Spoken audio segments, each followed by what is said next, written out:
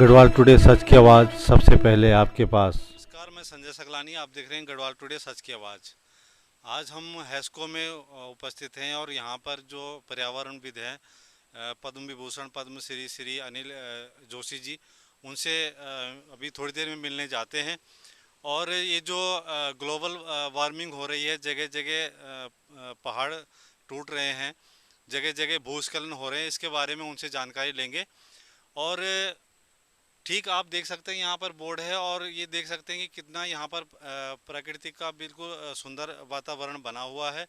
Camera person Diwakar के साथ मैं संजय सकलानी, हैस्को, देहरादून। नमस्कार, मैं संजय सकलानी। आप देख रहे हैं गढ़वाल टुडे सच की आवाज़।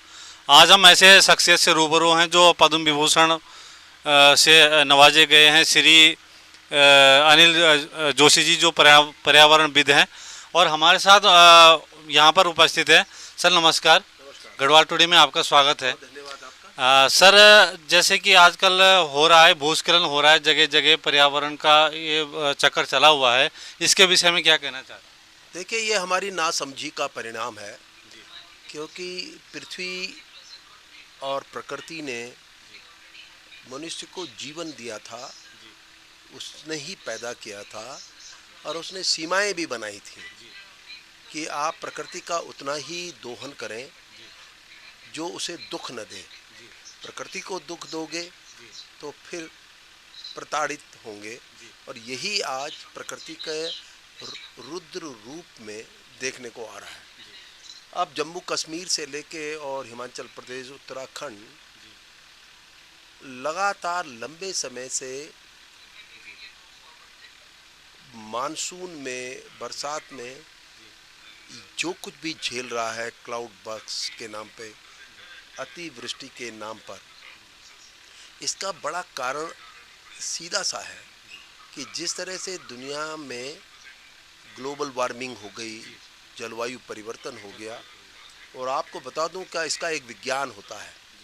विज्ञान ये होता है कि जब जब मैदानी क्षेत्रों में बहुत गर्मी होती है, उमस बढ़ती होगी, आपने देखा है, तो हवा में उमस बढ़ने के कारण, और जब हवाएं पहाड़ की तरफ चलती हैं, और जितनी ज़्यादा उमस उतनी ज़्यादा हवाएं पहाड़ जाती हैं, और जहाँ पे उन्हें तापक्रम जरा भी नीचे मिलता है वो एक साथ बरस जाती हैं। मतलब अतिवृष्टि की परिभाषा 100 मिलीमीटर पानी 1 घंटे में, ये तमाम तरह के कहर ढा सकता है। केदारनाथ की त्रासदी हो, और अमरनाथ तो भगवान की कृपा थी, वहाँ कोई नहीं था, तो ये सब उनके कारण है। और स्वीडन में इसको तो कहा जाता है कि भाई आसमान नीचे गिर गया, और सच ये भी है कि जब कभी अतिवृष्टि होती है, ये आसमान नीचे गिरने की सी स्थितियाँ पैदा होती हैं। कारण साफ है, जिस तरह से आप और मैं और ये दुनिया जीवन जी रही है, और तमाम तरह की सुविधाएं हम जुटाना चाहते हैं, कितनी कारें सड़कों में उतर गई, कितनी गाड़ियां उतर गई। और आप देखिए कि जितना भी कंस्ट्रक्शन अभी हो रहा है, हमारे पूरा जो पृथ्वी में औसतन वृक्ष होने चाहिए थे उतने नहीं हैं। नदियों का एक बहुत बड़ा योगदान होता है कार्बन डाइऑक्साइड को पकड़ने में, बहुत से लोगों को पता नहीं है, पर यह विज्ञान है। क्योंकि कार्बन डाइऑक्साइड जितना बढ़ेगी और मीथेन जितना बढ़ेगी वायु में, उतना ज़्यादा वो गर्मी सोखेगी, उमस होगी, और मानसून के समय इस तरह की घटनाएं होंगी। अब इसका रास्ता तो एक ही है कि ये अगर कहीं बैठे हुए दूर दराज के लोग ये कल्पना करते हैं कि उत्तराखंड में घटना घट गई, हिमाचल में हम दूर हैं, तो क्षमा करें, क्योंकि यहाँ का बढ़ता पानी बिहार में बाढ़ लाता है और सारे देश में उथल पुथल मचाता है।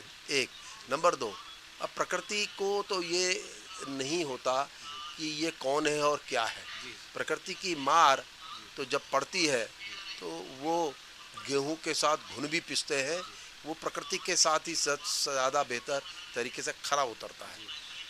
अब पूरा हिमालय को भी देख लीजिए, जिस तरह से हिमालय के हालात हैं, बढ़ता तथाकथित ढांचागत विकास और जो कुछ भी हम कर रहे हैं, और आप देखिए जिस तरह से बाढ़ आ रही है पहाड़ों में भी, और जो लग्जरी लाइफ है, कंफर्ट लाइफ है, और इतना ज़्यादा ऊर्जा का हम दोहन कर रहे हैं, तो ये उसी के परिणाम है कि आज ये कहर हो रहा है।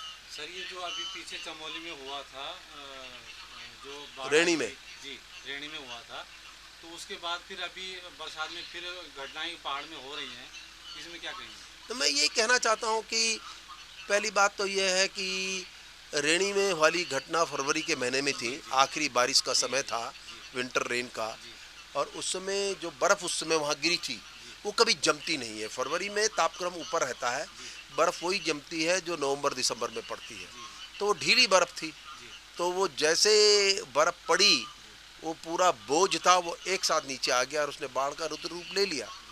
देखिए, पहाड़ की संवेदनशीलता को समझना चाहिए, और ये जो कुछ भी हो रहा है यही समय है कि हम इसके रास्ते तैयार करें समझ के, ये मेरा मानना है। और अभी भी हम प्रकृति पर्यावरण के प्रति गंभीर नहीं है, न तो सरकारें हैं और न ही समाज है। घटना आती है चली जाती है, हम भूल जाते हैं, लेकिन एक बार ऐसी आएगी कि हम भूलने के योग्य भी नहीं रहेंगे। तो सर अभी मतलब आपके कहने का मतलब ये है कि आगे अभी हमें और सचेत रहना पड़ेगा। और क्या, हम सचेत ही नहीं है। जी जी आने वाले समय में तो इतना बड़ी घटनाएं घटेंगी जिसकी हम कल्पना नहीं कर पा रहे हैं, क्योंकि किसने कल्पना की थी किस तरह के तूफान आएंगे, इस तरह की बाढ़ आएंगी? हम कभी भी कल्पना नहीं करते थे 4 दशक पहले। ये सब शुरू हो गई, अब इसकी पुनरावृत्तियाँ होंगी, और तेज़ी से होगा, और बड़ी घटनाएं घटेंगी। इसके लिए तो हमें तैयार रहना ही है, और सुधरने का समय है। सुधर जाए तो ठीक है, प्रकृति संदेश दे रही है सुधरने का, नहीं समझेंगे तो फिर झेलेंगे। तो ये थे हमारे साथ पद्म विभूषण श्री पर्यावरणविद श्री अनिल जोशी जी। गढ़वाल टुडे के लिए कैमरा पर्सन दिवाकर के साथ में संजय सकलानी, हैस्को देहरादून।